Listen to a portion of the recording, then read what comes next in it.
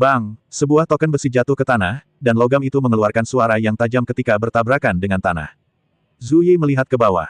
Matanya tiba-tiba melebar. Ordo Naga Hitam. Ini adalah token yang mewakili kekuatan tertinggi dari masyarakat naga hitam mereka. Melihat token tersebut sama dengan bertemu dengan masanya sendiri. Zhu Yi tidak pernah menyangka Tuan Ma akan menyerahkan Ordo Naga Hitam kepada Lu Yun. Zhu Yi, penguasa Black Panther, telah bertemu Tuan Lu. Zhu Yi buru-buru mengambil token itu, berlutut di depan Lu Yun, dan menyerahkannya dengan kedua tangannya. Semua anggota Black Panther Hall di belakangnya juga berlutut di tanah. Ketika Lu Yun melihat pemandangan ini, dia sedikit mengernyit, merasa sedikit tidak nyaman di hatinya. Dia tidak mengulurkan tangan untuk mengambil token itu, tetapi berkata, ambil dulu, tunggu sampai saya selesai menyelesaikan masalah hari ini. Meskipun Zhu Yi bingung, dia tidak bertanya lagi. Saat ini, Liu Jin sangat ketakutan. Saat dia melihat Ordo Naga Hitam, dia tahu bahwa dia sudah dikutuk. Dia buru-buru naik ke kaki Lu Yun dan memohon belas kasihan, berkata, Tuan Lu, Anda adalah kakek saya. Saya bodoh dan tidak tahu apa-apa di masa lalu. Tolong, luangkan aku kali ini, aku akan membuatkan sapi dan kuda untukmu mulai sekarang. Bentak, Lu Yun menamparnya dan berkata, apakah kamu menghinaku dengan memanggilku kakek? Jika aku memiliki cucu sepertimu, sebaiknya aku bunuh diri. Zhu Yi bertanya dengan hati-hati, Tuan Lu, bolehkah saya bertanya kepada Liu Jin apakah dia melakukan kesalahan yang menyinggung perasaan Anda? Ini juga merupakan keraguan Liu Jin. Tidak mungkin karena reporter cantiknya, kan? Sudah lama sekali sejak kejadian itu, Lu Yun tidak sabar menunggu sampai sekarang untuk menyelesaikan masalah, dan orang yang ditendang kepalanya hari itu jelas adalah Liu Jin. Jika dia ingin membalas dendam, seharusnya Liu Jin yang membalas dendam dari Lu Yun, bukan Lu Yun He. Oleh karena itu, pemukulan Liu Jin hari ini sangat tidak dapat dijelaskan. Alasan utamanya adalah setelah Lu Yun masuk, dia mulai mengacaukan tempat itu tanpa mengatakan alasan apapun. Ketika Liu Jin melihatnya, dia tidak repot-repot menanyakan alasannya dan membunuh Lu Yun. Alasannya sama sekali tidak penting. Namun perkembangan situasi di luar dugaan Liu Jin. Alih-alih membantunya, Zhu Yi memihak Lu Yun. Yang lebih menakutkan adalah Lu Yun justru mengeluarkan token naga hitam. Liu Jin tahu dia sudah ditakdirkan. Tetapi meskipun kamu mati, kamu harus mati dengan jelas, bukan? Mentalitas Liu Jin telah berubah, dan dia mulai sangat ingin mengetahui alasan mengapa Lu Yun datang ke klub hari ini. Mata Lu Yun dingin dan dia berkata, kamu harus menanyakan pertanyaan ini kepada bajingan itu, bukan aku. Zhu Yi kemudian memandang Liu Jin dan berteriak dengan keras, Liu Jin, kamu telah melakukan kesalahan yang menyinggung perasaan Tuan Lu, tahukah kamu? Wajah Liu Jin menunduk. Dia biasanya melakukan begitu banyak hal jahat, entah mana yang menyinggung Lu Yun. Sepertinya hal yang berhubungan dengan Lu Yun adalah terakhir kali aku bertemu Lu Yun saat pergi berbelanja dengan reporter cantik itu dan mencari masalah, bukan? Jadi Liu Jin berkata ragu-ragu, apakah karena, saat bersama reporter cantik itu, aku seharusnya tidak dengan sengaja membuat masalah? Potong jarinya, Lu Yun berkata dengan nada dingin. Jelas sekali, Liu Jin salah menebak. Zhu Yi sekarang patuh pada Lu Yun. Apa yang dikatakan Lu Yun adalah perintah. Dia segera melangkah maju dan menekan telapak tangan Liu Jin dan berkata, Liu Jin, jangan bilang aku tidak merindukan persahabatan lama kita. Aku hanya bisa katakan bahwa kamu telah menyinggung orang yang salah, satu-satunya hal yang dapat saya lakukan sekarang adalah mengoperasikan pisau lebih cepat untuk menghilangkan rasa sakit Anda. Pisau itu jatuh dari tangannya. Jari-jari jatuh ke tanah. Zhu Yi juga orang yang kejam. Darah memercik ke wajahnya bahkan tanpa berkedip. Ah, Liu Jin menjerit, wajahnya penuh kesakitan, dan fitur wajahnya berkerut. Lu Yun berkata tanpa ekspresi, biarkan dia menebak lagi. Masih menebak-nebak, jika Anda salah menebak, potong jari Anda. Liu Jin berani membuka mulutnya dengan santai, tetapi ketika Lu Yun melihat bahwa dia diam, dia memerintahkan Zhu Yi untuk berkata, putuskan jari lainnya. Ah, Liu Jin tidak pernah menyangka bahkan jika dia tidak berbicara, salah satu jarinya akan terpotong. Dia tiba-tiba mengejang kesakitan dan memutar matanya. Tebak lagi, petik 2, petik 2. Sambil menahan rasa sakit yang parah di jarinya yang terputus, Liu Jin berkata dengan lemah, mungkinkah? Saya membunuh seorang lelaki tua beberapa hari yang lalu, mencari seseorang untuk disalahkan. Memotong. Terdengar jeritan lagi, dan Liu Jin mematahkan 3 jari berturut-turut dan pingsan karena kesakitan. Lu Yun berkata dengan dingin, bangunkan dia dan biarkan dia menebak lagi. Bahkan Zhu Yi tidak bisa menahan perasaan gemetar di hatinya. Tuan Lu ini tidak kalah kejamnya dengan dia, Liu Jin telah menyinggung perasaannya dan benar-benar tidak beruntung selama 8 kehidupan. Liu Jin terbangun dan menatap Lu Yun dengan mata ketakutan, sambil berteriak, kamu adalah iblis. Kamu adalah iblis. Terlalu banyak omong kosong, bunuh. Ketika hanya jari terakhir dari 5 jari tangan kanannya yang tersisa, Liu Jin tiba-tiba memikirkan sesuatu. Mengapa Lu Yun tidak datang lebih awal dan lebih lambat, tetapi pada saat ini, sangat larut, dia bergegas ke klub untuk melunasi rekening. Dia tiba-tiba terkejut dan berkata, apakah karena siswi hari ini? Tebakanmu benar. Lu Yun menarik napas dalam-dalam dan berjalan menuju Liu Jin seperti seorang hakim. Saat berikutnya, dia tiba-tiba mengambil pisau dari tangan Su Yi dan memotongnya. Ah! Liu Jin berteriak, kamu menebaknya dengan benar, mengapa kamu harus memotong jariku? Lu Yun menatapnya dengan mata dingin dan perlahan mengucapkan kalimat, saya menderita gangguan obsesif-kompulsif. Saya memiliki 1 dari 5 jari. Saya merasa sangat tidak nyaman. Beraninya Liu Jin keberatan. Lu Yun ingin memotong jarinya, dan apapun bisa menjadi alasannya, jadi dia hanya bisa memohon belas kasihan dan berkata, Tuan Lu, saya benar-benar tidak tahu bahwa mahasiswi itu ada hubungannya dengan Anda. Jika kamu ingin disalahkan, kamu harus menyalahkan ini. Monyet kurus, dia membawa murid perempuan itu kepadaku. Liu Jin menunjuk pria kurus di sampingnya dengan tangan 5 jarinya yang lain. Setelah pria kurus itu dilempar dari lantai 2 oleh Lu Yun, dia terbaring di tanah dan tidak bangun. Bukan karena dia terluka parah, tapi karena bangun tidak berpengaruh dan menjadikannya sasaran empuk lebih baik berbaring dan pura-pura mati, sudahlah. Saya harus mengatakan bahwa langkahnya sangat berguna. Lama sekali berlalu, dan Lu Yun bahkan tidak menyadarinya. Tapi jari Liu Jin jelek, langsung mengarahkan api ke monyet kurus itu, jadi dia tidak peduli. Dia melihat semua yang terjadi barusan. Liu Jin disiksa dengan sangat kejam, bagaimana dia bisa merasa lebih baik? Larilah jika bisa. Ternyata dia terlalu naif. Dia dikelilingi oleh anggota Black Panther Hall. Di mana dia bisa melarikan diri? Tidak merangkak. Lu Yun berkata tanpa ekspresi, keduanya harus dikubur hidup-hidup. Mendengar kata-kata tersebut, Liu Jin pingsan lagi, namun terakhir kali dia pingsan karena kesakitan, kali ini dia pingsan karena ketakutan. Baru sekarang dia menyadari bahwa Lu Yun memintanya menebak alasannya, bukan untuk memberinya kesempatan, tetapi untuk menyiksanya. Ini benar-benar iblis. Keduanya harus dikubur hidup-hidup. Setelah Lu Yun menyelesaikan instruksinya, dia tidak berniat tinggal di sini lebih lama lagi dan berencana menyerahkan semua urusan pemakaman kepada Zhu Yi. Baru saja keluar dari pintu klub. Tiba-tiba, Zhu Yi mengusirnya dan berkata dengan hormat, Tuan Lu, Anda lupa mengambil token naga hitam. Lu Yun menggelengkan kepalanya dan berkata, bawa kembali token naga hitam ini kepada Tuan Ma dan katakan bahwa saya tidak akan membutuhkannya lagi. Di masa depan, selama kalian dari Asosiasi Naga Hitam tidak memprovokasi saya, Lu Yun, lagi. Dia menarik garis yang jelas dengan Black Dragon Society. Lu Yun tidak pernah berpikir untuk terlibat terlalu jauh dengan perkumpulan naga hitam, dan dia juga telah memperingatkan Tuan Ma untuk tidak mencoba menyeretnya ke dalam masalah. Alasan kenapa aku mengambil alih Ordo Naga Hitam adalah karena kupikir membawa token akan mengurangi banyak masalah. Tapi memikirkannya setelah itu tidak pantas. Dengan status saya memegang token yang mewakili kekuatan gelap. Bahkan jika saya tidak berniat berkolusi dengan kekuatan seperti itu, orang lain tidak akan berpikir demikian. Sama seperti sekarang, setelah menunjukkan tanda ini, bukankah Zhu Yi dan yang lainnya memperlakukannya seolah-olah dia adalah bos mereka? Saya khawatir berita seperti ini akan menyebar saat itu, dan semua orang akan berpikir bahwa mereka benar-benar telah menjadi bos baru dari masyarakat naga hitam. Itu benar-benar bohong. Ini juga alasan mengapa Lu Yun tiba-tiba merasa tidak nyaman saat melihat Zhu Yi dan yang lainnya berlutut di depannya. Kita adalah generasi muda yang baik yang mewakili integritas besar dan era baru. Bagaimana kita bisa membiarkan kekuatan gelap merusak jiwa kita? Jadi Lu Yun membuat keputusan tegas untuk mengembalikan Ordo Naga Hitam kepada Tuan Ma setelah menyelesaikan urusan malam ini.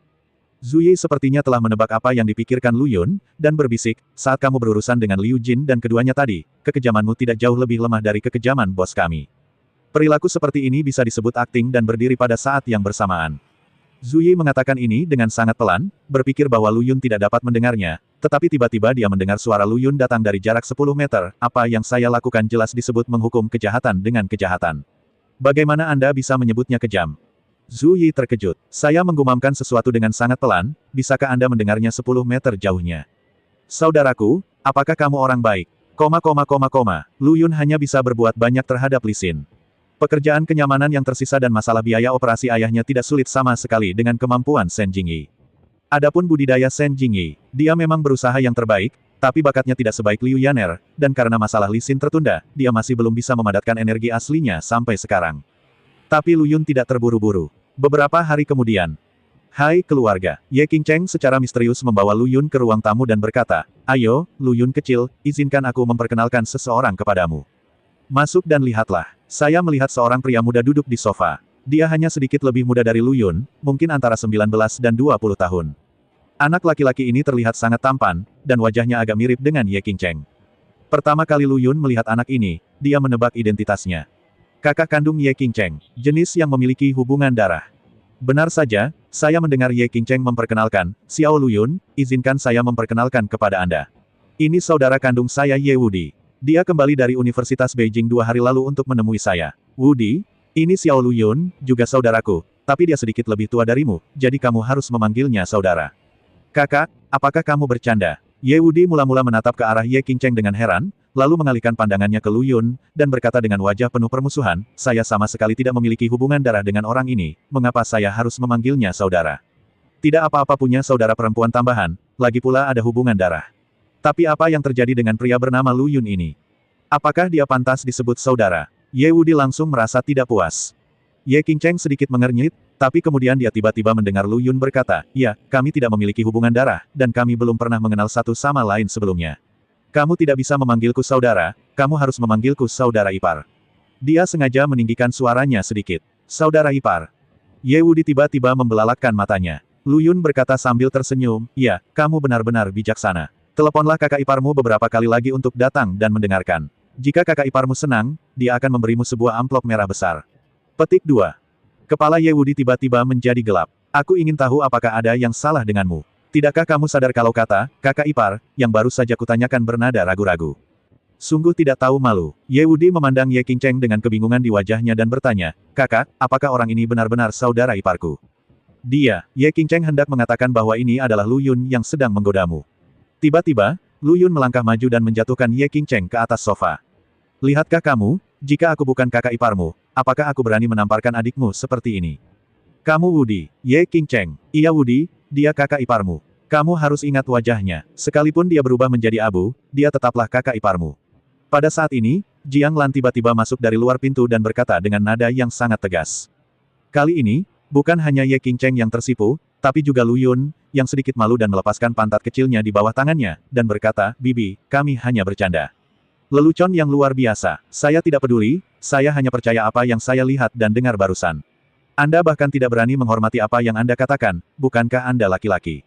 Jiang Lan memandang Luyun dengan provokatif dan berkata. Inilah ritme memaksa istana. Luyun mengalihkan pandangannya, dan tiba-tiba senyuman penuh arti muncul di sudut mulutnya dan berkata, Bibi, aku menemukan bahwa sejak aku memberikan akupuntur pada Paman Ye, kulitmu menjadi semakin cerah. Benar saja, begitu kata-kata ini keluar, wajah wanita muda Jiang Lan yang menawan bersinar dengan rona merah yang lembut. Lalu matanya melebar. Berkat Luyun, Ye Xiangrong benar-benar bersemangat sekarang. Jiang Lan telah menganggur selama lebih dari 10 tahun, dan akhirnya dalam beberapa hari ini, dia mendapatkan kepuasan yang belum pernah terjadi sebelumnya, dan hubungan antara suami dan istri juga memanas dengan cepat. Tapi bagaimana Anda bisa membicarakan hal semacam ini di depan anak Anda sendiri? Jiang Lan tahu bahwa Luyun sedang membalasnya dan memelototi Luyun. Keduanya mengerti dan tetap diam dan berhenti mengolok-olok satu sama lain. Ini disebut pemahaman diam-diam. Luyun dan Jiang Lan menutup mulut mereka pada saat yang sama dan berhenti mengolok-olok satu sama lain. Tapi Ye Wudi mengalami depresi. Ada yang salah dengan kedua orang ini. Apalagi saat mereka berdua saling berpandangan barusan, terlihat tidak normal, dan juga ada sedikit ambiguitas. Kalau tidak, kenapa ibuku tersipu? Seolah-olah Ye Wudi telah menemukan rahasia yang mengejutkan, dia bergegas keluar untuk mencari Ye Xiangrong dan berkata, Ayah, ada sesuatu yang ingin aku laporkan kepadamu. Dia mendemonstrasikan ekspresi dan percakapan mereka berdua tadi. Ye Xiangrong tampak malu, mengira Ye Wudi sudah mengetahui perselingkuhannya, tapi bagaimanapun, penyakitnya yang tak terkatakan telah hilang sekarang, jadi tidak masalah meskipun Ye Wudi mengetahuinya. Petik 2. Jadi menurutku ibu seharusnya mengkhianatimu. Setelah Ye Wudi mendemonstrasikannya dengan jelas, dia tiba-tiba menyimpulkan kalimat ini. Setelah Ye Xiangrong mendengar kata-kata ini, wajahnya berubah menjadi hijau seperti yang diharapkan, tapi bukan kepalanya yang berubah menjadi hijau, tapi wajahnya yang berubah menjadi hijau karena dia marah pada Ye Wudi. Tentu saja Ye Wudi akhirnya dikalahkan. Saat ini, Ye Qingcheng di ruang tamu sangat tenang. Jelas sekali dia sudah terbiasa dengan pemandangan seperti ini, karena dia sudah lama menemukan hubungan aneh antara orang tuanya dan Luyun kecil. Jangan kaget, pada saat ini, Jiang Lan tiba-tiba berkata, keponakan yang baik, Qingcheng, ada sesuatu yang ingin kukatakan padamu. Besok siang, Ouyang Su mengundang keluarga kami untuk makan malam bersamanya. Ouyang Su, ayah Ouyang Minghao, orang yang berkuasa di keluarga Ouyang, memiliki hubungan yang sangat baik dengan Ye Xiangrong, dan mereka adalah teman keluarga. Wajar jika dua keluarga duduk dan makan di waktu senggang. Jiang Lan melanjutkan, dan kali ini mereka secara khusus memintamu untuk membawa kalian berdua bersama mereka. Kita, Luyun menunjuk dirinya sendiri dengan heran. Luyun akan mengerti jika dia membawa Ye Qingcheng bersamanya, tapi dia dan Ouyang Minghao jelas sedang berlibur, jadi mereka akan berbaik hati mengundangnya makan malam. Saya khawatir saya sedang memikirkan cara untuk membuat diri saya terlihat malu. Jiang Lan menjelaskan, bukankah Ouyang Minghao pergi ke Jiangcheng bersama kita terakhir kali? Pada akhirnya, dia berbalik dan pergi sendirian. Setelah itu, dia merasa bersalah, jadi dia berencana untuk menebus kesalahanmu besok. Apakah Anda bersiap untuk berdamai dengan diri sendiri? Lu Yun tertegun sejenak, tapi dia dengan cepat menolak gagasan itu di benaknya. Dia mengenal banyak orang. Bagaimana mungkin seseorang dengan kepribadian menyendiri dan sombong seperti Ouyang Minghao merasa bersalah karena apa yang terjadi terakhir kali? Dia seharusnya hanya merasa tidak bahagia. Dia mengatakan bahwa dia sedang mentraktir dirinya sendiri makan untuk meminta maaf, tetapi dia takut dia akan menahan beberapa trik kotor untuk menghadapinya ketika saatnya tiba. Lu Yun tidak akan terlalu naif. Namun, keluarga Ye dan keluarga Ouyang adalah teman keluarga. Bahkan jika dia tidak memberikan muka kepada Ouyang Minghao, dia harus tetap memberikan muka kepada Ye Xiangrong dan Jiang Lan. Adapun apa yang dipikirkan Ouyang Minghao, dia akan mengetahuinya ketika dia tiba di tempat kejadian besok. Mungkinkah Tuan Yuntian yang agung masih takut pada belalang kecil seperti dia? Segera, keesokan harinya, rombongan tiba di rumah Ouyang Su. Ouyang Su seumuran dengan Ye Xiangrong. Keduanya sudah sangat akrab satu sama lain, jadi wajar saja tidak perlu memperkenalkan mereka terlalu banyak. Ye Wudi juga sudah lama mengenal Ouyang Su dan keluarganya, dan hubungannya dengan Ouyang Minghao cukup baik. Sebelum Ouyang Minghao pergi belajar ke luar negeri, keduanya sering nongkrong bersama. Oleh karena itu, di lingkungan ini, Ye Qingcheng dan Lu Yun agak asing. Qingcheng, ini paman Ouyangmu, Jiang Lan memperkenalkannya sambil tersenyum. Karena kesopanan, Ye Qingcheng menghampiri Ouyang Su dan berteriak, "Halo, paman Ouyang." "Haha, oke, keponakan Qingcheng memang lebih cantik dari peri. Dia secantik ratu. Pantas saja anakku selalu memikirkanmu. Dia sudah berkali-kali menyebutmu di hadapanku." Ketika Ouyang Su melihat Ye Qingcheng, dia tidak bisa tidak mengaguminya. Dia memang putri Jiang Lan. Dia mewarisi gen yang begitu baik. Sayangnya pernikahan ini tidak berhasil. Ouyang Su juga mengetahui sesuatu tentang masalah antara Ouyang Minghao dan Ye Qingcheng.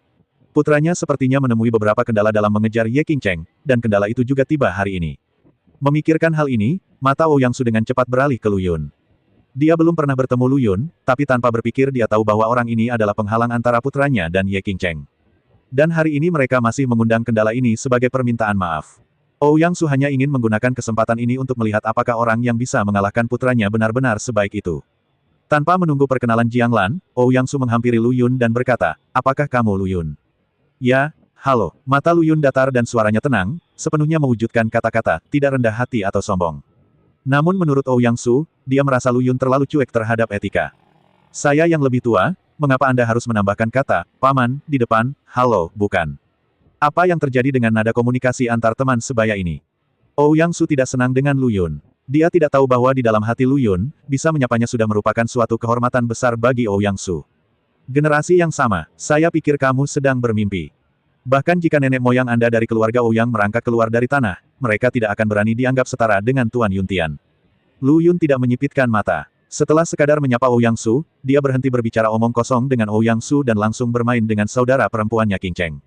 Ouyang Su sedikit malu, tapi sulit untuk marah. Lagi pula, Lu Yun tidak melakukan sesuatu yang terlalu ekstrim, dia hanya tidak mengerti etika. Ye Xiangrong dan istrinya secara alami menyadari ketidaksenangan Ouyang Su. Mereka saling memandang dan tersenyum pahit.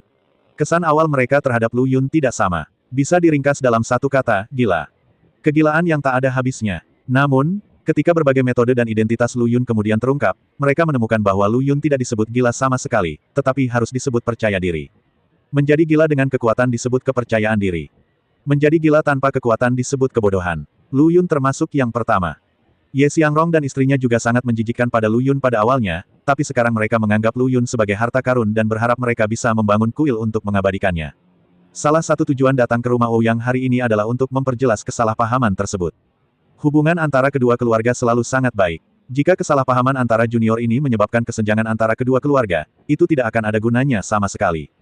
Jadi Ye Xiangrong menepuk bahu Ouyang Su dan berkata sambil tersenyum, "Bagaimana kabarmu, Lao Su? Apakah kamu memiliki kesan yang sangat buruk terhadap anak itu? Faktanya, kami sama seperti kamu pada awalnya." Ouyang Su mengerutkan kening dan menatap Ye Xiangrong dengan bingung. "Ngomong-ngomong, masih ada waktu sebelum makan malam. Kenapa kita tidak duduk-duduk di paviliun di halaman belakang sebentar, minum teh dan ngobrol, dan biarkan juniornya tinggal di sini?" Ye Xiangrong jelas sudah familiar dengan tempat ini. Ouyang Su memandang pasangan itu dengan curiga, bertanya-tanya apa yang sedang mereka berdua lakukan. Mereka bertiga datang ke paviliun halaman belakang dan duduk, dan pengasuh menyajikan teh. Ouyang Su mengerutkan kening dan bertanya, "Hai, apa yang kalian berdua bicarakan? Apakah anak bernama Lu Yun itu tidak sesederhana yang terlihat di permukaan?" "Tebakanmu benar," Ye Xiangrong berkata sambil tersenyum, "apakah kamu masih ingat lelang amal yang diadakan di Istana Kebudayaan beberapa waktu lalu?" Tuan Yunlu waktu itu, sebagai perwakilan seorang pengusaha kaya dari Provinsi Jiangnan, tentu saja Ouyang Su diundang untuk menghadiri pelelangan tersebut, jadi dia mendapat kesan. Hanya saja dia tidak mengerti apa hubungannya ini dengan Lu Yun. Ye Xiangrong berkata, lelang amal tidak hanya menampilkan 10 karya baru Guru Yunlu, tetapi juga mempromosikan produk masker wajah tingkat dewa, Ratu Dunia, dan kedua hal ini terkait erat dengan Lu Cloud. Lanjutkan, ekspresi wajah Ouyang Su menjadi lebih serius. Ye Xiangrong berhenti dan berkata, Lu Yun adalah Master Yunlu, dan formula, kecantikan pemenang dunia, juga diproduksi oleh Lu Yun. Apa? Begitu kata-kata ini keluar, tubuh Ouyang Su tampak terguncang, dengan ekspresi terkejut di wajahnya, dan dia berkata, apakah kamu yakin tidak bercanda? Benar sekali, ekspresi Ye Xiangrong dan istrinya juga sedikit rumit. Ye Qingcheng, tentu saja, memberitahu mereka tentang formula itu nanti, dan sangat memalukan untuk mengatakan bahwa Lu Yun adalah Tuan Yunlu yang sengaja membeberkannya untuk menamparkan wajah pasangan itu. Baru setelah pelelangan itulah Ye Xiangrong dan istrinya mulai menyadari bahwa mereka telah meremehkan Lu Yun sebelumnya. Ouyang Su menarik napas dalam-dalam dan berkata, ini memang di luar dugaanku. Ini belum berakhir. Ye Xiangrong melanjutkan, Lao Su, saya tidak takut untuk memberi tahu Anda. Faktanya, saya telah menderita disleksia selama lebih dari 10 tahun. Kami tidak pernah membicarakan hal ini, tetapi Lu Yun dapat melihatnya sekilas, masalah dan membantu saya menyembuhkan penyakit ini. Kini setelah penyakitnya sembuh, ia kini dapat berbicara dengan mudah, hal yang selama ini ia sembunyikan. Saya hanya mengatakan ini untuk memberitahu Ouyang Su bahwa Lu Yun tidak hanya memiliki identitas Guru Yunlu, dia tidak hanya dapat membuat formula masker wajah tingkat dewa, tetapi dia juga seorang dokter ajaib dengan keterampilan medis yang luar biasa. Ouyang Su menarik napas dalam-dalam lagi. Tapi saat ini, Jiang Lan berkata, ini belum berakhir. Belum selesai, suasana hati Ouyang Su tidak lagi tahu bagaimana menjelaskannya. Lu Yun, dia adalah seorang seniman bela diri, dan dia juga seorang ahli transformasi. Jiang Lan perlahan menghela napas dan berkata, seorang seniman bela diri, ahli transformasi, sekarang bukan hanya Ouyang Su, tapi Ye Xiangrong juga terlonjak ketakutan mendengar kata-kata ini, dan matanya membelalak. Dia baru mengetahui beritanya hari ini. Jiang Lan tidak memberitahunya selama berhari-hari. Ya, dia adalah ahli transformasi. Jiang Lan menjelaskan, terakhir kali saya mengobrol dengan Qi Changlan secara tidak sengaja membiarkannya tergelincir, jadi saya pergi untuk menguji Lu Yun dan menemukan bahwa dia memang tidak sederhana. Dia sebenarnya mampu berjalan di sungai yang deras secepat itu, terbang dan sehalus sepatu. Ping Di, inilah kemampuan yang hanya dimiliki oleh Master Transformasi. Mendesis, kali ini Ouyang Su sangat terkejut. Sebelumnya, dia bertanya-tanya betapa baiknya Lu Yun membuat Ye Xiangrong dan istrinya memandangnya dengan kagum. Terutama Jiang Lan, yang memiliki mata yang sangat tajam, tidak keberatan jika Lu Yun bersama putrinya. Saya baru saja mendengar mereka mengatakan ini. Ouyang Su mengerti. Putranya, Ouyang Minghao, bukan siapa-siapa di depan Lu Yun. Di saat yang sama, dia juga bisa memahami kegilaan Lu Yun. Grandmaster alam transformasi sombong bahkan di depan praktisi seni bela diri. Terlebih lagi, Ouyang Su hanyalah orang biasa, dan dia sebenarnya ingin Lu Yun bersikap sopan padanya. Memikirkan mentalitasnya saat itu, Ouyang Su sendiri merasa sedikit konyol. Jiang Lan menghela nafas dan berkata, kami tidak bisa mengucapkan kata-kata ini secara langsung kepada Minghao, karena takut merusak kepercayaan dirinya, jadi kami menggunakan kesempatan ini hari ini untuk mengklarifikasi kesalahpahaman ini dengan Anda. Dia telah memberi isyarat kepada Ouyang Minghao lebih dari sekali, tetapi jika Ouyang Minghao tidak menyerah, apa yang bisa dilakukan Jiang Lan? Mustahil untuk menunjuk ke hidung Ouyang Minghao dan berkata, nak, hentikan angan-anganmu. Kamu hanyalah bajingan di depan keponakanku yang paling tampan dan mengagumkan, Lu Yunxian. Betapa kejamnya hal itu, saat Ye Xiangrong dan istrinya sedang berbicara dengan Ouyang Su. Halaman depan, seseorang datang, seorang oriental dengan sedikit rambut hitam di bawah hidungnya. Ouyang Minghao jelas mengharapkan pria Asia ini datang, dan segera melangkah maju untuk menyambutnya dengan senyuman, dan mengobrol dengannya beberapa kata dalam bahasa Jepang dengan terampil. Ye Wudi bertanya dengan rasa ingin tahu, Saudara Minghao, apa yang kamu katakan pada setan Jepang ini? Tidak ada, hanya sapaan sederhana. Izinkan saya memperkenalkan Anda. Ini adalah teman yang saya temui ketika saya belajar di luar negeri di Jepang. Namanya Eikawa Kazusuke. Dia adalah master taekwondo yang sangat kuat. Beberapa hari yang lalu, Tiangang datang ke Longguo dan berencana membuka sasana taekwondo di sini. Ouyang Minghao mempelajari taekwondo selama 2 tahun ketika dia belajar di Jepang. Dia bertemu Eikawa Kazuke saat itu. Eikawa Kazuke bukanlah seorang biksu seperti Ouyang Minghao, sebaliknya, dia telah berlatih taekwondo sejak dia masih kecil, dan dia telah mencapai level sabuk hitam. Kambing berlumpur. Setelah Ouyang Minghao menyelesaikan perkenalannya, Rongchuan Yiji mengeluarkan 2 kata China yang patah-patah dan berinisiatif untuk menyapa Ye Wudi. Ye Wudi tidak bisa menahan senyum dan berkata, oh, setan Jepang ini sangat menarik. Ji Yu, aku mengerti sedikit. Orang Cina, tolong jangan panggil aku setan, kalau tidak aku akan marah. Eikawa Kazusuke tiba-tiba berkata dengan wajah serius. Haha, Aku minta maaf. Ye Wudi meminta maaf, lalu menoleh ke arah Ouyang Minghao dan berkata, Saudara Minghao, hantu ini. Teman Dongyang, apakah kamu yang mengundang kami makan malam bersamamu? Ya, Ouyang Minghao mengangguk, dengan senyum jahat di bibirnya. Tentu saja dia mengundang Eikawa Kazusuke. Namun jika Anda tidak ke sini untuk makan, belum tentu demikian. Di depan petak bunga yang cerah. Ye Qingcheng setengah membungkukkan tubuhnya, dengan hati-hati melihat beberapa bunga merah muda di petak bunga, dan berkata, bunga merah muda kecil ini sangat indah. Apakah kamu ingin diam-diam memetiknya kembali dan menaruhnya di rumah kita sebagai hiasan? Petik 2. Menurutku tidak apa-apa, indah sekali. Aku bisa memetik beberapa bunga lagi dan memasukkannya ke lebih banyak tempat. Lu Yun menjawab, tapi matanya sama sekali tidak tertuju pada bunga merah muda itu, tapi pada tonjolan mencolok yang digariskan oleh Ye Qingcheng saat dia membungkuk untuk mengagumi bunga itu. Dapat dikatakan bahwa keindahan melihat bunga, dan saya melihat keindahan. Kamu bajingan kecil, di mana kamu mencari? Lu Yun melihatnya dengan penuh minat, tapi tiba-tiba dia mendengar Ye Qingcheng memarahi, dan berdiri tegak. Lengkungan itu tiba-tiba menghilang dari pandangan Lu Yun. Tidak bisa dikatakan bahwa itu menghilang bahwa Ye Qingcheng telah berbalik dan menggunakan sepasang mata yang indah. Matanya menatap tajam ke arah Lu Yun. Jelas dia baru saja memperhatikan tatapan tidak jujur Lu Yun. Lu Yun mengerutkan bibirnya dan bergumam dengan suara rendah, kamu sudah mengipasi, apakah kamu masih peduli untuk melihatnya beberapa kali lagi? Selain itu, kebanyakan orang terlalu malas untuk melihatnya.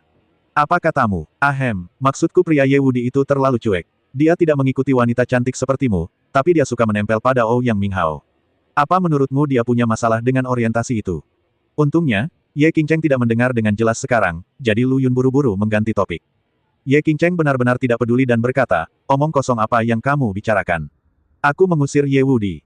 Apakah kamu mengusirku? Aku hanya berhenti dan mengucapkan sepatah kata pun kepada Ouyang Su. Setelah beberapa saat, kalian berdua mulai mendapat masalah. Tidak bisa dikatakan ada kecanggungan. Alasan utamanya adalah dia mulai berbicara tentang mempertemukan saya dan Ouyang Minghao. Saya sangat kesal. Tentu saja, saya memintanya untuk menjauh sejauh yang dia bisa. Petik 2. Jadi begitu, Lu Yun tersenyum. Ye Wudi mungkin tidak tahu apa yang terjadi antara Ouyang Minghao dan mereka. Bagaimana Ye Qingcheng bisa terlihat baik di hadapannya ketika dia tiba-tiba datang untuk bertindak sebagai mak comblang. Layak mendapatkannya. Hah, Lu Yun kecil, kenapa aku merasa seperti melihat bekas rasa tidak senonoh di wajahmu? Ye Qingcheng tiba-tiba menatap Lu Yun dan bertanya. Lu Yun segera berhenti tersenyum, menggelengkan kepalanya dan berkata, kamu salah. Ya, Ye Qingcheng tampak curiga, matanya yang indah masih menatap Lu Yun dengan cermat, seolah dia ingin menembus pikirannya. Lu Yun berkata dengan tegas, kamu salah. Suasana hatinya sebenarnya sangat rumit. Ibarat memiliki mainan kesayangan, dan tiba-tiba suatu saat seseorang keluar dan ingin mengambil separuhnya. Perasaan ini sangat tidak nyaman.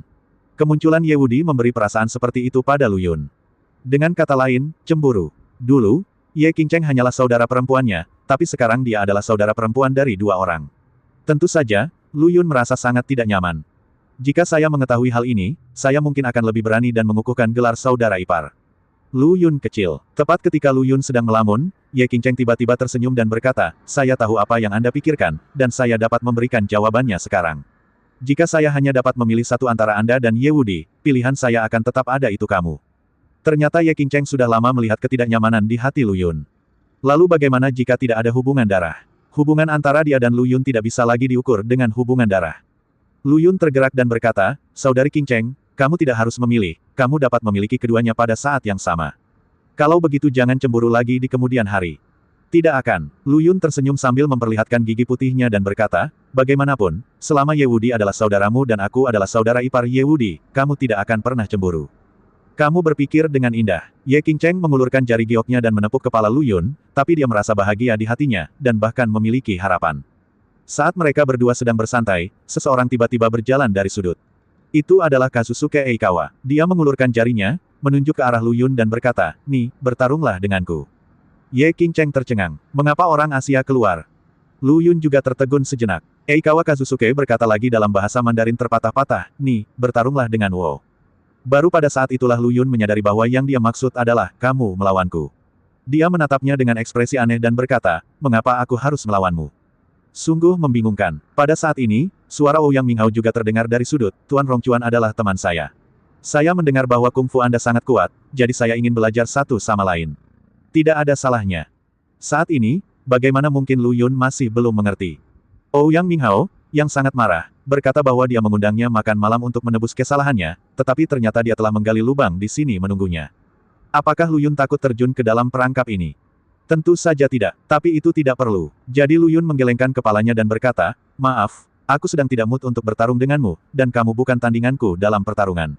Kamu idiot yang tidak punya otak, dan kamu tidak punya otak, sangat bodoh sehingga kamu bahkan tidak tahu bahwa kamu sedang digunakan sebagai senjata.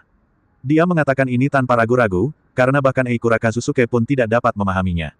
Benar saja, Eikura Kazusuke hanya memahami setengahnya, dan meminta bantuan kepada Ouyang Minghao, ingin dia membantu menerjemahkan bagian kedua kalimat tersebut. Ouyang Minghao tetap tenang dan mengucapkan beberapa kalimat dalam bahasa negara Oriental. Arti terjemahannya adalah Lu Yun meremehkanmu, mengatakan bahwa taekwondomu lemah. Eikura Kazusuke langsung menjadi marah, baga. Kamu bertindak terlalu jauh, kamu bertindak terlalu jauh. Kamu harus bertarung denganku hari ini. Setelah mengatakan itu, dia mengambil pose klasik taekwondo, berdiri dengan satu kaki, dan menendang udara di depan Lu Yun. Angin di kakinya begitu kencang hingga dia mendengar suara desingan. Terlihat skill yang dimilikinya sangat dalam. Ah! Anda semakin bersemangat, bukan? Lu Yun senang. Dia melirik ke arah Ouyang Minghao, yang diam-diam mencibir di sebelahnya, dan berkata, kamu anak yang baik. Penerjemah ini benar-benar berkualitas. Sungguh memalukan jika kamu tidak menjadi pengkhianat. Ekspresi Ouyang Minghao sedikit berubah. Tapi Lu Yun tidak menunggu sampai dia marah dan melanjutkan, sekarang terjemahkan padanya. Saya memiliki keahlian selama 15 tahun dalam tendangan ini dan tanyakan padanya apakah dia berani menerimanya. Kata-kata itu jatuh. Ledakan. Lu Yun tidak melakukan gerakan mewah sama sekali, dia hanya mengangkat kaki kanannya lalu menjatuhkannya, kemudian dia melihat sebuah lubang besar muncul di tanah, dan retakan di sekitarnya menyebar seperti jaring laba-laba. Petik 2, petik 2. Adegan itu tiba-tiba menjadi hening sejenak. Pada saat ini, suara Lu Yun tiba-tiba terdengar lagi dan berkata, tendanganku ini juga memiliki keahlian selama 15 tahun. Kamu terjemahkan padanya dan tanyakan padanya apakah dia berani menerimanya. Ledakan. Kali ini kaki kirinya. Ada lubang besar lainnya, dengan retakan menyebar seperti jaring laba-laba. Petik 2, petik 2. Ouyang Minghao tidak perlu menerjemahkannya. Momentum mengerikan ini telah membuat takut Rong Chuan Yiji. Dia terus berteriak, kerajaan naga. Aku sangat takut. Aku ingin pulang. Belum lagi sabuk hitam taekwondo. Meskipun dia dilengkapi dengan kaki mekanis, dia tetap tidak bisa menahan kekuatan kaki Lu Yun. Ouyang Minghao hampir pipis. Dia cemburu dan menentang Lu Yun, berpikir ada yang salah dengan penglihatan Ye Qingcheng, tetapi baru hari ini dia mengetahui bahwa dialah yang sebenarnya memiliki masalah dengan penglihatannya. Sebuah lubang dibuat di lantai beton dengan satu tendangan. Apa ini? Selama Anda tidak bodoh, Anda harus tahu bahwa inilah kekuatan yang hanya dimiliki oleh praktisi bela diri. Ouyang Minghao langsung ketakutan ketika dia mengira bahwa orang yang telah lama dia muak sebenarnya adalah seorang seniman bela diri. Lu Yun menepuk pundaknya, terkekeh dan berkata, anak muda, jika kamu ingin mencuri seorang wanita dariku, kamu masih terlalu muda. Apa menurutmu aku akan berpura-pura menjadi babi dan memakan harimau bersamamu? Tidak bersalah. Kekuatanku terletak di sini. Aku sendiri adalah seekor naga. Aku ingin memakanmu, seekor harimau, tetapi hanya perlu beberapa menit. Terlebih lagi, Ouyang Minghao sama sekali bukan harimau, bahkan bukan babi. Lu Yun dengan santai memamerkan beberapa hal dan langsung mengejutkannya. Ye Wudi di samping tertegun beberapa saat. Setelah sadar kembali, dia tidak bisa menahan diri untuk tidak berseru, Wu Kau, kakak ipar, kamu luar biasa. Kakak ipar, kamu hanyalah milikku idola. Anak ini mempunyai mata yang tajam. Lu Yun berkata, kamu adalah orang yang suka berdiam diri, kamu mengubah wajahmu begitu cepat, tapi aku bukan saudara iparmu, dan aku tidak ingin menjadi idolamu. Hei, kakak ipar, apakah kamu bercanda? Kata ibuku, meskipun kamu berubah menjadi abu, aku akan mengingat wajahmu. Kamu akan selalu menjadi kakak iparku, Ye Wudi. Beberapa menit yang lalu, Ye Wudi tidak percaya dia akan mengatakan hal seperti itu. Faktanya, dia telah memusuhi Lu Yun sejak dia bertemu Lu Yun kemarin, termasuk hari ini, dan pada dasarnya dia tidak mengucapkan sepatah kata pun kepada Lu Yun. Dia merasa bahwa dibandingkan dengan Ouyang Minghao, Lu Yun jauh tertinggal. Jadi ketika dia baru saja mendengar Eikawa Kazusuke berkata bahwa dia ingin melawan Lu Yun, Ye Wudi sedang menonton pertunjukan itu dengan penuh semangat dan ingin melihat Lu Yun dikalahkan. Tetapi, sekarang berbeda. Kaki Lu Yun benar-benar membangun citranya di hati Ye Wudi, membuatnya lebih tinggi dari gunung dalam sekejap. Pembudidaya seni bela diri. Identitas ini sendiri jauh lebih hebat daripada orang yang kembali yang belajar di Jepang atau siswa terbaik dengan gelar Master Ganda, jadi Ye Wudi mengubah posisinya dengan sangat bijak dan menjadi penggemar kecil Lu Yun. Kakak, kenapa kamu tidak terkejut? Mata Ye Wudi bersinar karena kekaguman, tetapi ketika dia melihat Ye Qingcheng, dia menemukan tidak banyak ekspresi keterkejutan di wajahnya. Ye Qingcheng menatap Lu Yun dalam-dalam dan berkata, sebenarnya, aku sudah menebaknya sejak lama. Tebakan, Lu Yun juga menebak bahwa Ye Qingcheng mungkin sudah menebaknya. Saat ini, Ye Qingcheng berkata lagi, tapi saya hanya menebak setengahnya. Saya mempelajari setengahnya lagi dari Liu Yaner. Dia berhenti, dan sedikit lelucon tiba-tiba muncul di matanya yang indah. Dia menatap Lu Yun dan berkata, jangan kira saya tidak tahu. Selama 2 malam ketika Anda pergi ke Universitas Jiangnan untuk memberikan ceramah, Liu Yan, tinggal bersamamu, dari. Lu Yun berkeringat. Jika Anda mengatakan ini, saudari Qing Cheng harus tahu bahwa dia adalah seorang kultivator. Dan itulah yang terjadi. Setelah disiksa oleh Ye Qing Cheng untuk mendapatkan pengakuan, Liu Yaner telah mengakui semua yang dia tahu, termasuk fakta bahwa Lu Yun adalah seorang kultivator. Saat pertama kali mengetahui berita itu, Ye Qing Cheng juga sangat terkejut. Dia sudah lama menduga bahwa Lu Yun mungkin adalah seorang seniman bela diri, tetapi dia tidak pernah berpikir bahwa, kecil, Lu Yun jelas adalah seorang kultivator. Sulit dipercaya. Lu Yun berkata, saudari Qing Cheng, apakah kamu masih ingat apa yang aku katakan padamu pada hari pertama kita bertemu? Sekarang kamu tahu aku tidak berbohong padamu.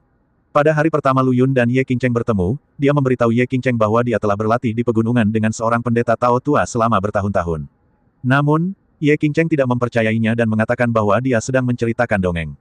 Ini bukan semua karena kamu. Suatu saat dia berkata bahwa dia telah tinggal di gunung selama 15 tahun, dan saat berikutnya dia berkata bahwa dia adalah Tuan Yuntian. Kata-katamu yang mana yang kamu ingin aku percayai? Berkata dengan nada lemah. Lu Yun pergi ketika dia berumur 5 tahun dan sekarang berusia awal 20-an. Jika dia tinggal di pegunungan selama 15 tahun menurut apa yang dia katakan, di mana dia punya waktu untuk pergi ke medan perang perbatasan dan mendapatkan gelar Tuhan. Tuan Yuntian. Itu tidak masuk akal jika dilihat dari segi waktu. Tentu saja Ye Qing Cheng tidak mempercayainya. Alasan utamanya adalah Lu Yun merasa tidak perlu membicarakan 5 tahun medan perang perbatasan, jadi dia menghilangkan 5 tahun ini. Tanpa diduga, Ye Qing Cheng salah paham sampai sekarang. Melihat mata Ye Qing Cheng yang kesal, Lu Yun tersenyum pahit dan berkata, jadi, kamu masih harus menyalahkanku. Tentu saja ini salahmu, Xiao Lu Yun, kamu harus mengingat satu kebenaran, seorang wanita cantik tidak akan pernah mengakui kesalahannya. Ye Qing Cheng mengangkat dagu putihnya dan berkata, tidak mengakui kesalahanmu bukan berarti kamu tidak akan melakukannya. Melihat jari giok Ye Qing Cheng hendak berputar ke arah telinganya, Lu Yun buru-buru berhenti dan mengubah kata-katanya, saudari Qing Cheng, jika kuberitahukan padamu sekarang, aku benar-benar Tuan Yuntian, maukah kamu mempercayainya? Ye Qing Cheng menatap Lu Yun. Setelah beberapa saat, dia tiba-tiba berkedip dan berkata dengan penuh arti, apakah menurutmu aku akan mempercayainya? Aku percaya, Ye Wudi di samping merespons dengan aktif. Wajah Lu Yun menjadi gelap, dan dia menamparkan bagian belakang kepalanya, keyakinanmu tidak ada gunanya, kamu adalah orang yang berdiam diri tanpa posisi. Akhirnya, makan siang di rumah Ouyang Su kali ini cukup nyaman. Sikap Ouyang Su terhadap Lu Yun juga berubah 180 derajat, dia sepenuhnya menganggapnya sebagai paman dan merawatnya, berinisiatif membawakan teh dan air serta menambahkan makanan dan sayuran. Setelah makan, dia dengan antusias mengajak Lu Yun dan yang lainnya berkeliling taman yang dia bangun beberapa kali. Sore, kembali ke keluarga Ye. Ye Qing Cheng menemui Lu Yun sendirian dan berkata, Lu Yun kecil, karena kamu bisa mengajari Liu Yaner cara berlatih, mengapa tidak mengajariku juga? Lu Yun memandangnya dengan heran dan berkata, saudari Qing Cheng, mengapa kamu tertarik untuk berlatih sekarang?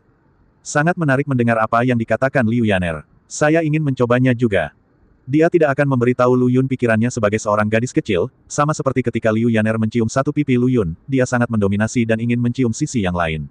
Adikku milik semua orang, jadi bersikaplah adil. Lu Yun berkata, kalau begitu, Sister Yaner seharusnya memberitahumu bahwa ada beberapa masalah dengan teknik yang saya praktikkan, bukan? Ye Qing Cheng mengangguk dan berkata, saya tidak keberatan, saya hanya ingin tahu. Saya ingin merasakan bagaimana rasanya seorang praktisi mengendalikan energi sejati. Mengapa, Anda tidak bersedia mengajari saya? Tentu saja aku senang, tapi ini keluarga Ye dan akan ada banyak gangguan. Ayo pergi ke apartemen Liu Jiang. Jadi mereka berdua menyapa Ye Xiangrong dan istrinya, lalu meninggalkan keluarga Ye Wudi, seorang wallflower, juga ingin mengikuti, tapi Jiang Lan membawanya kembali ke kamarnya dan memberinya pelajaran. Sungguh kurangnya penglihatan. Apartemen Liu Jiang. Ye Qing Cheng telah membuat persiapan yang cukup dan menantikannya. Lu Yun menggunakan jarum untuk menusuk titik akupuntur tertentu di tubuhnya, menyuntikkan energi sebenarnya, dan membuka meridian. Langkah-langkahnya sama seperti saat pertama kali mengajari Liu Yaner berlatih. Selanjutnya, itu tergantung pada bakat Ye Qing Cheng sendiri. Bagaimanapun, saat ini, Shen Jingyi seharusnya tidak memadatkan energi sebenarnya, karena Lu Yun tidak merasakan keberadaan pil palsu lainnya di dantiannya, hanya pil Liu Yaner. Aku hanya tidak tahu berapa lama waktu yang dibutuhkan Ye Qing Cheng untuk memadatkan energi aslinya. Setelah menjelaskan semua yang perlu dijelaskan, Lu Yun meninggalkan Ye Qing Cheng sendirian di kamar. Dia datang ke ruang tamu dan duduk. Saat dia menyentuh sofa dengan telapak tangannya, dia tiba-tiba teringat Liu Yaner merangkak di atasnya beberapa malam yang lalu. Adegan merangkak. Ingatannya masih segar. Lu Yun tiba-tiba memikirkan ide yang buruk. Jika Liu Yaner dipanggil saat ini, dia tidak tahu seperti apa pemandangannya. Hei, lakukan saja. Lu Yun segera mengeluarkan ponselnya dan mengirim pesan, Saudari Yaner, saya membantu Anda berlatih di apartemen Liu Jiang malam ini, cepat datang. Setelah beberapa saat, Liu Yaner membalas, kakak perempuan tertua saya mengetahui apa yang terjadi terakhir kali, dan dia menghukum saya dengan menghadap tembok untuk memikirkan kesalahan saya. Saya tidak akan pergi. Jangan takut, Saudari Qing Cheng tidak ada di rumah selama 2 hari ini. Dia tidak tahu apakah kamu melarikan diri secara diam-diam. Saat kamu mengatakan itu, aku teringat kakak perempuanku yang tertua menculikmu ke ibu kota provinsi kemarin pagi dan kamu belum kembali. Apa yang kalian berdua lakukan di sana, memeriksa cabang? Atau kamu diam-diam menyembunyikannya dari kami? Sesuatu memalukan. Jangan sebutkan itu. Dia bertemu dengan saudara kandungnya dan aku tidak disukai lagi. Hahaha, kamu pantas mendapatkannya. Berhentilah menyombongkan diri. Apakah kamu akan melakukannya malam ini? Silakan, tunggu aku di tempat tidur. Dalam hal membantu pelatihan, Liu Yaner sangat aktif, tetapi tidak peduli seberapa aktifnya dia, masih perlu waktu lama untuk sampai ke sini dari Jiangcheng. Lu Yun duduk di ruang tamu dan menonton TV. Setelah 1 jam, Lu Yun tiba-tiba melompat dari sofa, dengan ekspresi terkejut di wajahnya, karena dia merasa ada ramuan palsu tambahan di dantiannya. Masih belum pulih, Ye Qingcheng membuka pintu dan berjalan keluar. Tidak banyak emosi di wajah cantiknya, tapi dia terlihat sedikit lebih bahagia dari biasanya, jadi, inilah rasanya menjadi seorang kultivator. Dia menatap jari gioknya yang ramping, dan ada sedikit udara biru muda yang mengambang di sana. Sepertinya tubuhku memang jauh lebih nyaman dari sebelumnya. Hah? Xiao Luyun, kenapa kamu menatapku seperti ini? Ye Qingcheng tiba-tiba menemukan Lu Yun sedang menatapnya dengan mata terbelalak, dan terkejut. Lu Yun kembali sadar, menelan ludah dan berkata, Saudari, tahukah kamu betapa menakutkannya bakat kultivasimu? Kamu benar-benar memadatkan energi sejatimu dalam waktu lebih dari 1 jam. Saya awalnya berpikir bahwa bakat Liu Yan cukup menakutkan, tetapi siapa yang tahu ada seseorang yang lebih menakutkan di sini. Melihat ekspresi terkejutnya, Ye Qingcheng bertanya dengan ragu, benarkah? Seberapa menakutkannya? Berapa lama Liu Yaner menggunakannya? Dia benar-benar tidak memiliki konsep ini, dia hanya tahu bahwa Xiao Luyun adalah seorang kultivator, dan saudara perempuan ketiganya Liu Yaner juga seorang kultivator, jadi dia tidak bisa ketinggalan dulu. Lu Yun menarik napas dalam-dalam lalu berkata, 3 jam. Kalau begitu aku memang sedikit lebih cepat darinya. Hehe, aku sangat senang mengatakan itu. Ye Qingcheng berkata sambil tersenyum. Petik 2, petik 2. Hanya sedikit bahagia. Jika itu orang lain, dia akan sangat bersemangat hingga dia tidak bisa tidur selama 3 hari 3 malam. Bagaimanapun, Lu Yun sangat terkejut. Saya sudah lama melihat bahwa saudara perempuan saya ini tidaklah sederhana. Mereka pasti telah melalui ribuan seleksi sebelum datang kepada saya. Kanan, seperti itulah rasanya. Ini adalah pertandingan besar, dan seseorang telah merencanakan segalanya lebih dari 20 tahun yang lalu. Perasaan Lu Yun semakin kuat sekarang. Hanya, apa tujuannya? Biarkan dirimu mengajak adikmu berlatih. Lu Yun masih belum mengetahuinya, jadi dia hanya bisa mengambil 1 langkah dalam 1 waktu. Tapi dia yakin guru Tao tua itu pasti mengetahui sesuatu. Sayangnya, jaringan informasi Anbu Lu Yun belum dapat menemukan informasi apapun tentang guru Tao kuno, termasuk kuil Tao yang asli. Mereka juga mengirim orang untuk melihatnya, dan tidak ada jejak pendeta Tao tua itu. Jika tidak, Lu Yun akan pergi menemui pendeta Tao tua untuk menyelesaikan keraguannya. Pasif sekali, Lu Yun kecil, kudengar Liu Yaner berkata bahwa kamu sepertinya bisa membantu dalam kultivasi, kan? Ayo, biarkan kakak perempuan tertua merasakan perasaan ini juga. Untuk dia melangkah maju dan berkata.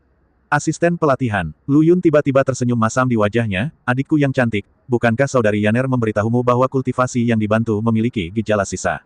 Saya tahu, itu sebabnya saya penasaran untuk melihat apakah itu benar-benar jahat seperti yang dikatakan Liu Yaner. Saya selalu berpikir bahwa itu karena Liu Yaner tidak memiliki kemauan yang cukup kuat. Selain itu, saya merasa demikian. Untuk merayumu dengan sengaja. Orang baik, apakah Anda berencana menamparkan wajah saudari Yaner? Pada saat ini, Lu Yun tiba-tiba mendapat ilusi. Pernyataan Ye Qingcheng bahwa dia ingin tahu tentang bagaimana rasanya berlatih adalah sepenuhnya salah. Saya tidak bisa. Kenapa kamu tidak berani? Wajah cantik Ye Qingcheng tiba-tiba berubah dingin dan berkata, saya tahu Liu Yaner yang berbohong. Gejala sisa macam apa? Semuanya palsu. Kalian berdua hanya berselingkuh atas nama kultivasi. Benar-benar keterlaluan, hah? Dia menghentakkan kakinya, terlihat sangat marah. Meskipun Lu Yun adalah pemuda yang positif, untuk menenangkan emosi adik perempuannya yang cantik, dia menjauh dari energi positif, jadi dia berkompromi dan berkata, oke, saya berjanji, tapi kita harus membuat 3 bagian perjanjian. Menjelaskan, dalam proses membantu kultivasi, apapun yang terjadi, Anda tidak dapat melanjutkannya setelahnya. Bisakah Anda melakukan itu? Ye Qingcheng berpikir sejenak, mengangguk dan berkata, oke, jika kamu berjanji, kamu tidak bisa menariknya kembali. Sejak Ye Qingcheng berkata demikian, Lu Yun pasti tidak bisa mengecewakannya. Namun, Sebelum membantu pelatihan, dia masih pergi ke kamar mandi dan menyalakan saklar air dingin di bak mandi. Ye Qingcheng bertanya dengan bingung, apa yang kamu lakukan? Kamu akan mengetahuinya nanti. Lu Yun tersenyum misterius. Kemudian, keduanya duduk bersila di sofa, dalam 20 menit, pipi Ye Qingcheng tiba-tiba memerah. Berhenti. Ye Qingcheng berbicara dengan gemetar, tapi suaranya sepertinya berubah menjadi erangan pelan. Berhenti. Lu Yun langsung menjadi marah. Kultivasi adalah masalah yang sangat serius. Anda hanya ingin berhenti. Saya tidak. Dia terus mengubah energi sebenarnya menjadi untaian sutra yang tersisa, dan menyebarkannya ke punggung giok Ye Qingcheng. Keringat membuat pakaiannya benar-benar basah dan transparan. Pernapasan menjadi semakin berat, tubuh semakin panas. Namun, Ye Qingcheng berpura-pura menjadi pendiam dan menggigit bibirnya untuk mencegah keluarnya suara memalukan itu. Dia tidak tahu bahwa semakin dia tertekan, semakin besar gejala sisa dari latihan yang dibantu, dan pada akhirnya, dia akhirnya kalah, kendalikan sepenuhnya. Melihat waktunya hampir habis, Lu Yun menjemput Ye Qingcheng dan berlari ke kamar mandi. Kali ini Ye Qingcheng akhirnya tahu apa yang dimaksud Lu Yun dengan mengisi bak mandi dengan air dingin. Celepuk, Lu Yun tanpa ampun melemparkan tubuh Ye Qingcheng yang meringkuk ke dalam bak mandi, dan air dingin meluap di sepanjang tepi bak mandi. Bukankah kamu mengatakan bahwa kamu memiliki kemauan yang kuat? Bukankah kamu mengatakan bahwa gejala sisa itu palsu? Kamu tidak percaya pada kejahatan. Untuk menghukum Ye Qingcheng, Lu Yun tiba-tiba meraih ke tengah bak mandi, dengan ringan menggaruk bagian yang empuk, dan kemudian segera meninggalkan kamar mandi. Gosok saja dan lari, seru sekali. 10 menit kemudian, Ye Qingcheng bergegas keluar dari kamar mandi dengan niat membunuh, menatap Lu Yun dengan sepasang mata yang indah dan berkata dengan marah, bajingan, apa yang baru saja kamu lakukan padaku? Saya hanya membantu Anda dalam kultivasi Anda. Bukankah saya sudah lama memberitahu Anda bahwa membantu kultivasi Anda akan memiliki efek samping? Anda hanya tidak percaya pada kejahatan. Maksudku bagian belakang. Ada apa di belakang? Setelah kamu melemparkanku ke dalam bak mandi, tanganmu terus mencengkeram leherku. Bagaimana aku bisa tahu apa yang terjadi saat itu? Kata Lu Yun sambil menyentuh hidungnya dengan perasaan bersalah. Kamu pura-pura bodoh sama aku kan? Biar aku kasih pelajaran ya. Ye Qingcheng sangat marah dan bergegas ke depan untuk memelintir telinga Lu Yun. Lu Yun buru-buru bersembunyi di sisi lain sofa dan berkata, Saudari Qingcheng, kita sudah sepakat sebelumnya. Kamu tidak bisa mengingkari janjimu. Siapa yang membuat perjanjian denganmu? Ye Qingcheng mengejar Lu Yun untuk memberinya pelajaran, tapi Lu Yun tidak bisa membiarkannya berhasil. Dia mengitari sofa dan berputar. Akhirnya, Ye Qingcheng tidak bisa mengejarnya lagi dan berkata, Oke, aku akan menjaga milikku berjanji dan tidak akan berdebat denganmu. Petik 2. Sungguh, kamu bersumpah. Petik 2. Aku bersumpah, jika aku mengkhawatirkan apa yang terjadi barusan, aku tidak akan pernah bisa menikah. Melihat dia telah selesai mengumpat, Lu Yun dengan ragu-ragu mendekati Ye Qingcheng dan duduk di sofa. Seperti yang diharapkan, Ye Qingcheng tidak bergerak lagi, tapi memelototinya dengan kesal dan berkata, ini semua salahmu, bajingan kecil. Kapan aku baru saja mengejarmu, kakiku terkilir dan sakit sekali. Kaki terkilir, coba saya lihat. Lu Yun mengangkat kaki Ye Qingcheng dengan sangat bijaksana dan hendak membantunya menggosok pergelangan kakinya. Tapi begitu dia mengulurkan tangan, dia tiba-tiba mendengar Ye Qingcheng berteriak, apa yang kamu lakukan dengan begitu kuat? Tahukah kamu itu kau mencintai saya? Saat dia mengatakan itu, dia mencubit telinga Lu Yun dan menggunakan kekuatan sebanyak yang dia inginkan. Petik 2, petik 2. Lu Yun hampir menangis. Aku baru saja menyentuh pergelangan kakimu. Mengapa itu menyakitimu? Saya curiga Anda sedang mencari alasan untuk membalas saya. Setelah memberi pelajaran pada Lu Yun, Ye Qingcheng berdiri dari sofa dan berlari menuju kamar Lu Yun tanpa sedikit pun kakinya terkilir. Baiklah, benar-benar terpukul. Anda sengaja mencari alasan untuk membalas saya. Lu Yun menutup telinganya dan tertekan di sofa beberapa saat. Tiba-tiba, sesosok tubuh cantik datang dari balkon luar dan berkata sambil tersenyum, Hei, apa kabar, Lu Yun kecil? Apakah kecepatanku cukup cepat? Itu akan memakan waktu kurang dari 2 jam. Kami baru saja datang ke sini dari Jiangcheng, berapa lama kami bisa tinggal di sini kali ini? Itu adalah Liu Yaner. Lu Yun berkata tanpa berkata-kata, kita akan membahas masalah berapa hari untuk tinggal nanti.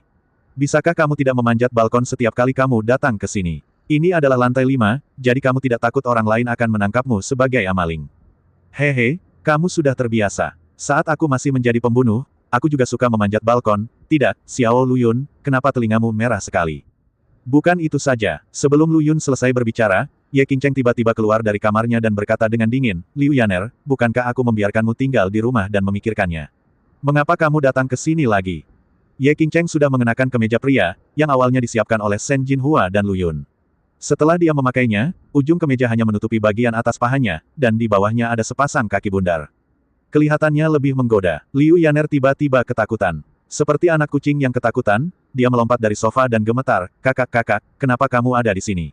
"Saya selalu di sini." Liu Yaner langsung menyadari bahwa ini adalah kenakalan Lu Yun yang disengaja, menipu dia untuk membodohi dirinya sendiri. Dia tiba-tiba mendapat ide dan berkata, "Saudari, saya pikir kamu tidak ada di sini, jadi saya datang ke sini dari Jiangcheng untuk membantu kamu mengawasi Lu Yun kecil, agar dia tidak berbicara dengan tetangga sebelah." Kubis keluarga Sen sedang main-main. Sen Jingyi kembali ke rumah Sen hari ini dan tidak tinggal di sebelah. Liu Yaner memelototinya dengan tajam, "Saya ingin Anda berbicara lebih banyak." Lu Yun berkata dengan lantang, "Saudari Qingcheng, saya ingin melapor kepada Anda." Saudari Yaner tidak jujur. Saya hanya mengujinya dengan santai, tetapi dia datang kepada saya dengan tergesa-gesa. Dia hanya ingin saya membantu kultivasi, dan kamu juga tahu apa efek samping dari membantu kultivasi. Kamu diam. Kali ini bukan Liu Yaner yang berbicara, tapi Ye Qingcheng. Giginya terkatup, pipinya merona, dan dia memasang ekspresi malu dan marah, jelas mengingat adegan sebelumnya. Dia tahu bahwa Lu Yun sengaja mengkritik Sang dan Huai. "Liu Yaner, masuklah ke kamar bersamaku. Tidurlah. Berhenti bicara dengan bajingan kecil ini." "Kak, kamu benar. Abaikan kamu, bajingan kecil." Kedua wanita cantik ini berbagi kebencian yang sama dan bersama-sama melawan Lu Yun. Meskipun Liu Yaner tidak tahu mengapa kakak perempuan tertuanya bersatu dengannya kali ini, bukankah dia harus menegur dirinya sendiri? "Kenapa kamu begitu marah pada Xiao Lu Yun?" "Sudahlah, tidak diperlukan alasan. Tolak saja Xiao Lu Yun dengan tegas." Lu Yun ingin melakukan perjuangan terakhir dan berkata, "Saudari Qingcheng, tidurlah sepagi ini.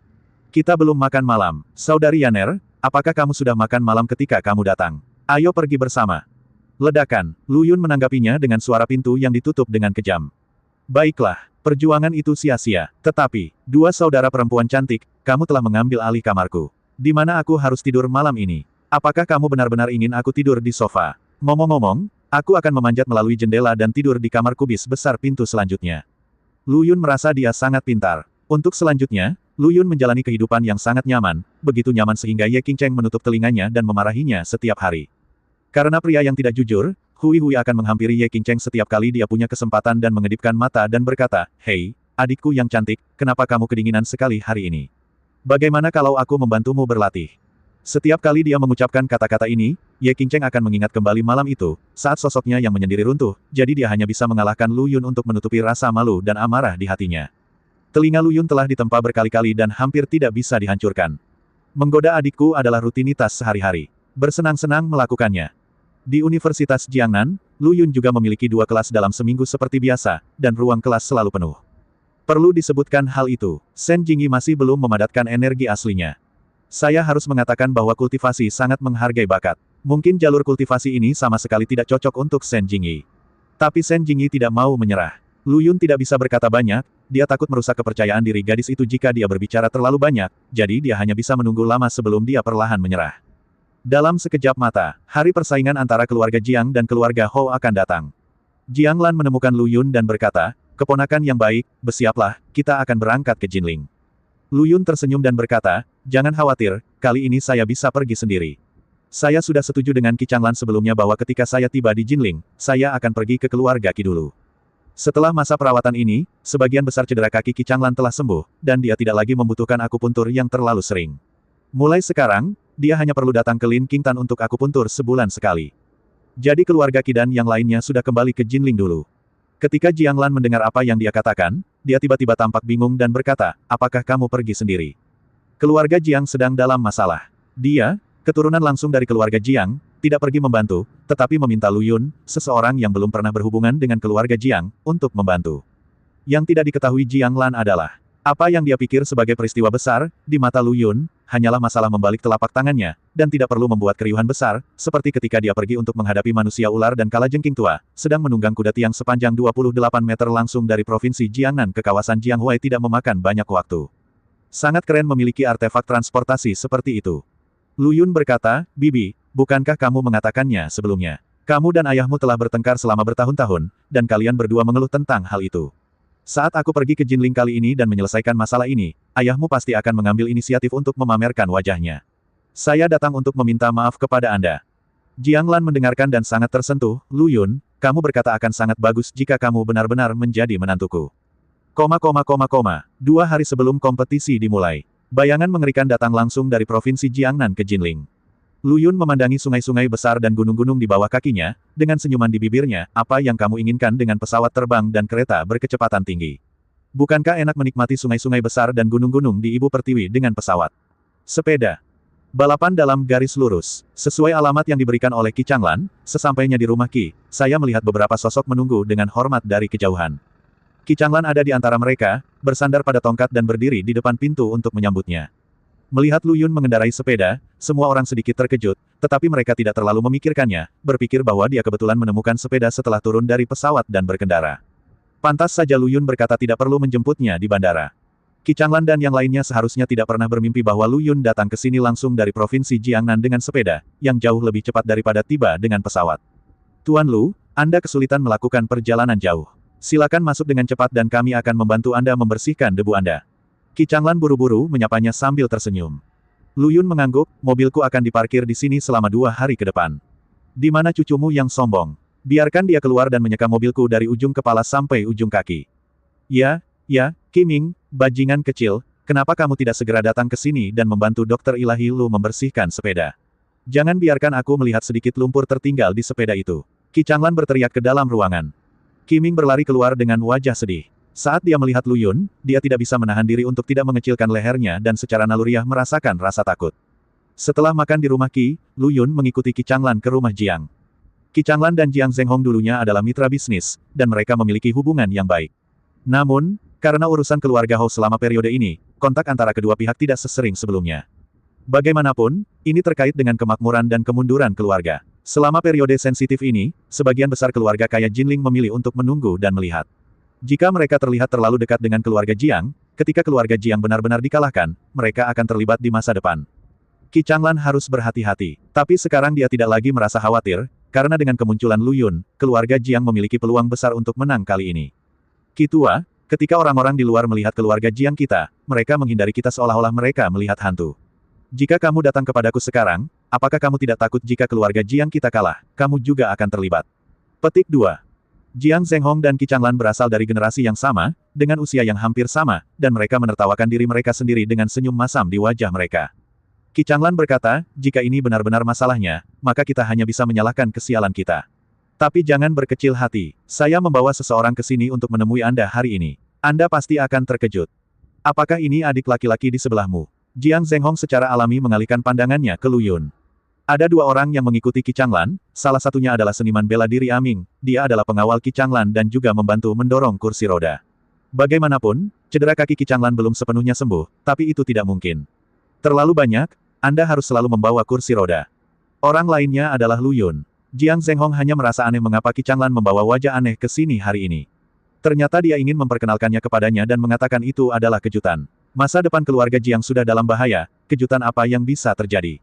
Jiang Zhenghong tidak memiliki banyak harapan di hatinya. Dia tidak berpikir pemuda seperti itu bisa membawa perubahan apapun pada keluarga Jiang.